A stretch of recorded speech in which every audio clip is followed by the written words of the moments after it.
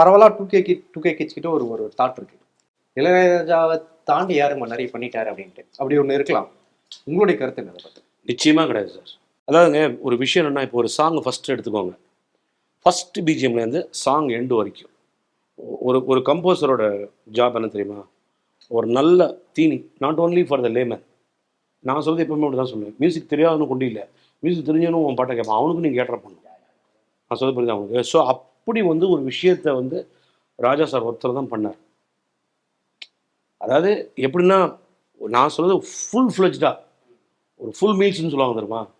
ஒரு பாட்டு எடுத்துனா, இப்போ நீங்கள் நம்ம மோசார்ட் பற்றி பேசுகிறோம். சிம்ஃபோனி இப்படி அப்படி. இதே மோசார்ட்டோட ஜி மைனர் சிம்ஃபோனியை ராஜா சார் எல்லா ஸ்கேலையும் காமிச்சிட்டார். இ மைனரில் காமிச்சிருக்காரு, எஃப் மைனரில் காமிச்சிருக்காரு, டி மைனரில் காமிச்சிருக்காரு, ஏ மைனரில் காமிச்சிருக்காரு. அவ்வளோ பரீட்சார்த்த முறைலாம் பண்ணியிருக்காரு. யாருமே திறமை இல்லாமல் வர முடியாது, எல்லாருக்கிட்டையும் ஸ்பார்க் இருக்குது. நான் என்ன சொல்கிறேன், இது ஒரு டிஃப்ரெண்ட் பால் கேம். ராஜா சார்ன்றது வேறு.